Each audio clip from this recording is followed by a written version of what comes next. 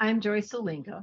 Several years ago, I began my first class in intellectual preparation for social action. Even the word scared me back then, with a group of highly educated people. It was conducted by Mr. Anderson. Throughout that course, I really wanted to quit because I never quite felt smart enough to be with this group. And even though I facilitated workshops and done video production stuff, I still felt inadequate. Because of the group's insistence, I didn't quit. I persevered and got there to the end. 2 years ago, I had the honor of attending the second class that was also facilitated by Mr. Anderson by Zoom and my dear sister, Trish Hinden. We were also introduced to an amazing young lady. Her first name is Lexi, who had been taking this class for about 3 years with Mr. Anderson. Still in high school, she expressed such confidence and ability to join in the discussions that I became inspired and encouraged, even though I was still struggling to feel good enough.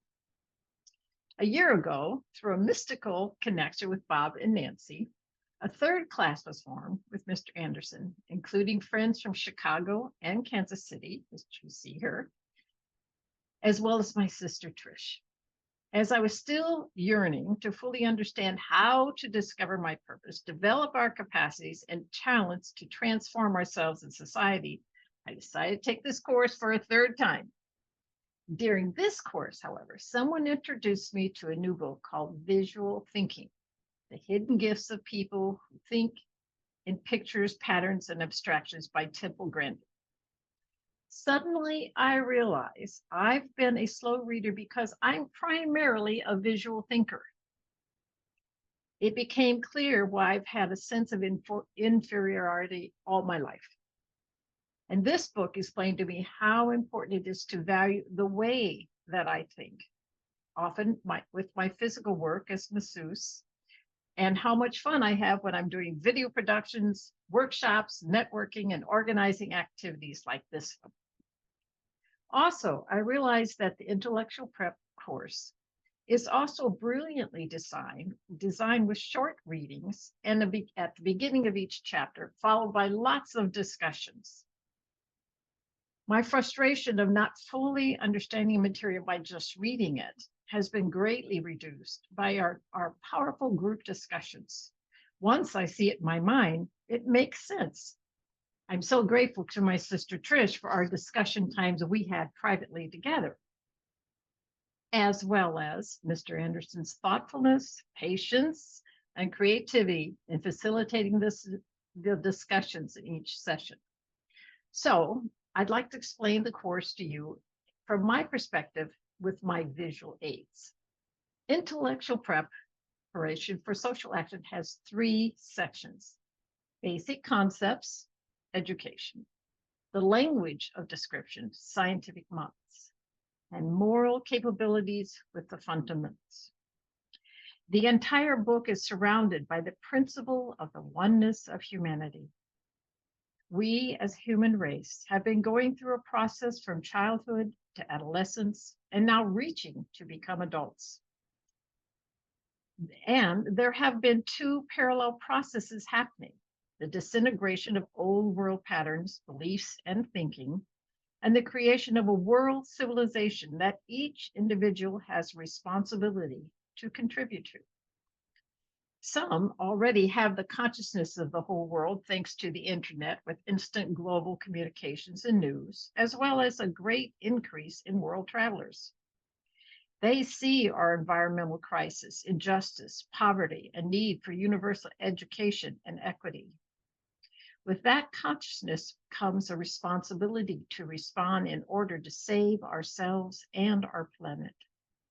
Our lower nature is slowly being transformed, and a new world consciousness is being born. In fact, we are alive in a powerful moment of history.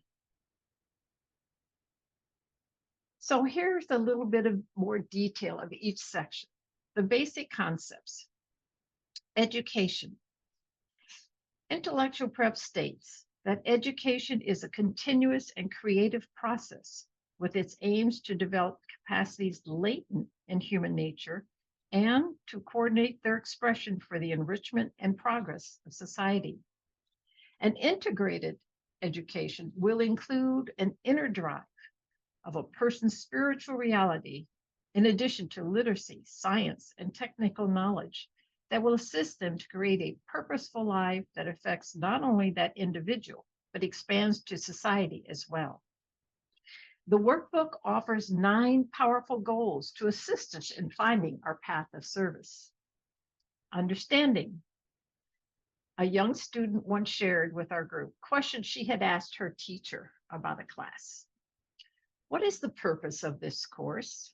What activities will be used to assist our learning? What do you anticipate will be the outcome for your students?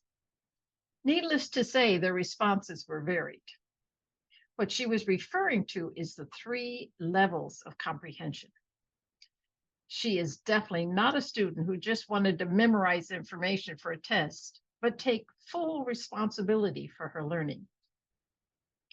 Concepts and information. As with her example, it is a profound shift when we realize we have developed the gift of understanding rather than just information gathering. Twofold purpose. As we discover who we are, we will find our path of service to create a better world. We can't ignore our personal development in hoping to solve the world's problems.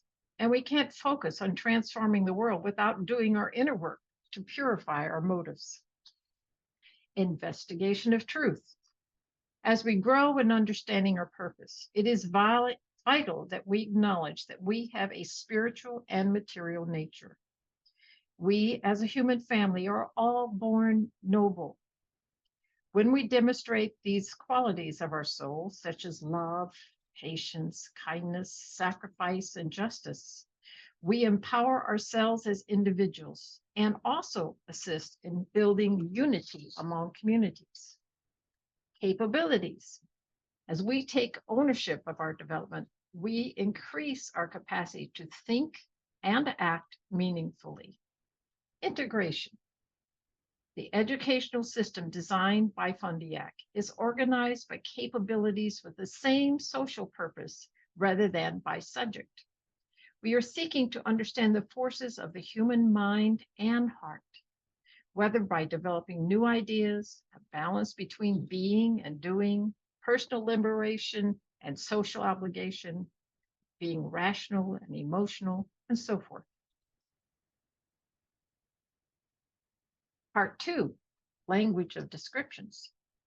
We have models and theories, range of validity, objective reality, scientific objectivity, avoid ambiguity, rationality and consistency, scientific activity, and science and religion.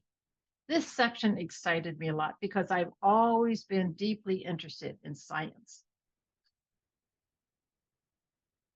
Part 3, moral capabilities. This section focuses on transforming society, beginning with a new understanding of leadership and power. Our extended families, community, and society must learn how to function together with equity, equality, and justice, recognizing there is a constant challenge between disintegration and integration of higher moral capabilities. This path begins with the light of truth, by demonstrating our justice and purity of heart, as well as rectitude of conduct by truthfulness, honesty, and fair-mindedness. Another vital principle is building unity in our diversity, interconnectedness, and harmony. So I hope that gives you a little overview of the program so you might understand a little bit better before you begin. My capacity throughout this course has definitely grown. I'm realizing now more the value of understanding a concept, learning how to apply this new knowledge that in turn will create in me a new level of consciousness and reality. It is vital that I continue to explore who I am to be able to find my new path of service to create a better world. I'm so grateful to have been part of this amazing class of wonderful, creative, unique people. I also have noticed I have more courage to accomplish more, especially in writing and speaking up with kindness and awareness. I wish for you this journey of discovery. Thank you.